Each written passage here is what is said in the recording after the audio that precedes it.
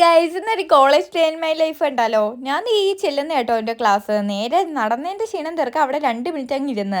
അപ്പോഴത്തേക്ക് സീറ വന്നിട്ടുണ്ടായിരുന്നു. പിന്നെ അവളുടെ മൈലാഞ്ചി ബുക്കൊക്കെ നോക്കി കുറച്ച് നേരം വർത്താനം പറഞ്ഞുകൊണ്ടിരുന്നു. കുറച്ച് കഴിഞ്ഞപ്പോഴത്തേക്ക് യാസ്മി താത്ത വരുന്നുണ്ട്. പിന്നെ അവളും വന്ന് അവിടെ അങ്ങ് ഇരുന്ന്. പിന്നെ അജിമയായിട്ട് കുറച്ച് നേരം വർത്താനമൊക്കെ പറഞ്ഞിരുന്നു. പിന്നെ ഞാൻ യാസ്മിയുടെ കുറച്ച് ക്യൂട്ട്നെസ് ഒക്കെ വാരി ഇട്ടുകൊണ്ടിരുന്നപ്പോഴത്തേക്ക് ഷാജിദ വന്നിട്ട് അറ്റൻഡൻസ് ഒക്കെ എടുക്കുന്നുണ്ട്.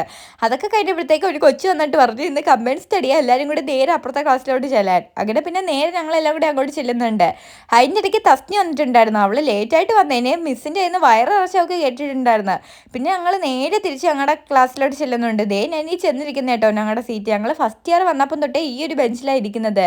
ഈ ബെഞ്ചിൽ വെച്ചിട്ട് ഞങ്ങൾക്ക് കുറേ മെമ്മറീസ് ഉണ്ട്. മിസ്സിൻ്റെ കയ്യിൽ നിന്ന് വരക്ക് കേട്ടതും അങ്ങനെ പല പല കാര്യങ്ങൾ.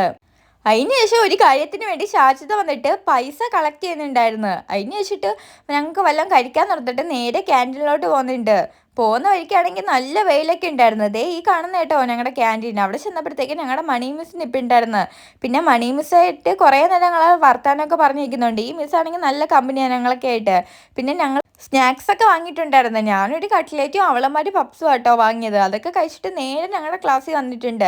പിന്നെ ചാറ്റ് GTP ഒക്കെ ആയിട്ട് എന്തൊക്കെയോ പൊട്ടത്തരം പറഞ്ഞ് ഞങ്ങൾ അവിടെ ഇരുന്ന് ചിരിക്കുകയൊക്കെ ചെയ്യുന്നുണ്ട്. അപ്പോഴത്തേക്ക് അജ്മയൊക്കെ അവിടെ ഇരുന്ന് വൺ പഠിത്തം. ഞാൻ കുറച്ച് നേരം അവിടെ റീലൊക്കെ കണ്ടിരിക്കുന്നുണ്ട്. അപ്പോഴത്തേക്ക് മിസ് വന്നിട്ട് പറഞ്ഞ് എല്ലാവരും ഇരുന്ന് പഠിച്ചോ, കുറച്ച് നേരം കഴിഞ്ഞിട്ട് ടെസ്റ്റ് പേപ്പർ ഉണ്ടെന്ന്. പിന്നെ ഫോണൊക്കെ മാറ്റി വെച്ചിട്ട് കുറച്ച് നേരം അവിടെ ഇരുന്ന് പഠിക്കുകയൊക്കെ ചെയ്ത്. പിന്നെ കുറച്ച് നേരം കഴിഞ്ഞപ്പോഴത്തേക്ക് മിസ് വന്ന് ടെസ്റ്റ് പേപ്പർ ഇട്ടിട്ടുണ്ടായിരുന്നു. പിന്നെ മിസ് പേപ്പറൊക്കെ കളക്ട് ചെയ്തിട്ട് പോയി. അപ്പോഴത്തേക്ക് ഇവളുമാരെ കയറത്ത് വരുമെന്ന് പറഞ്ഞ് എന്തൊക്കെയോ വട്ടത്തരം കാണിക്കുന്നുണ്ട്. അപ്പോഴത്തേക്ക് ലഞ്ച് ടൈം ആയിട്ടുണ്ടായിരുന്നു. ഞാൻ ലഞ്ച് എടുക്കാത്തതുകൊണ്ട് യാസ്മിയുടെ ലഞ്ച് യാസ്മി എനിക്ക് വാരി തരുന്നുണ്ട്. പിന്നെ കൈ കഴുകാൻ പോയപ്പോഴത്തേക്ക് സുമി അവിടെ നിൽക്കുന്നുണ്ട്. പിന്നെ അവളുമായിട്ട് കുറച്ച് നേരം വർത്താനൊക്കെ പറഞ്ഞു. വേറൊന്നുമില്ല, സപ്ലി എക്സാം ഒക്കെ തന്നെ. അതിന് ശേഷം നേരെ ഞങ്ങൾ ഗേറ്റിൻ്റെ അങ്ങോട്ട് പോകുന്നുണ്ട്. അവിടെ ചെന്ന് കുറച്ച് നേരം ഇരുന്നിട്ട് അപ്പൂപ്പൻ്റെ കാലും കൈയൊക്കെ പിടിച്ചിട്ട് ഞങ്ങൾ നേരെ ഷേക്ക് കുടിക്കാൻ വേണ്ടി പുറത്ത് പോകുന്നുണ്ട്. പോകുന്ന വഴിക്ക് നല്ല പൊഴിഞ്ഞ വെയിലൊക്കെ ഉണ്ടായിരുന്നു. അങ്ങനെ ഞങ്ങൾ നേരെ ഷോപ്പിലെത്തിയിട്ടുണ്ട്. അവിടുന്ന് ഷേക്ക് വാങ്ങി കുടിച്ചുകൊണ്ടിരിക്കുമ്പോഴത്തേക്ക് അവിടെ ഇരിക്കാനൊന്നും സ്ഥലമില്ലായിരുന്നു. അങ്ങനെ അടുത്തടുത്തൊരു ഹോട്ടലിലേക്ക് ഇരുന്ന് ഷേക്കൊക്കെ കുടിക്കുന്നുണ്ട്.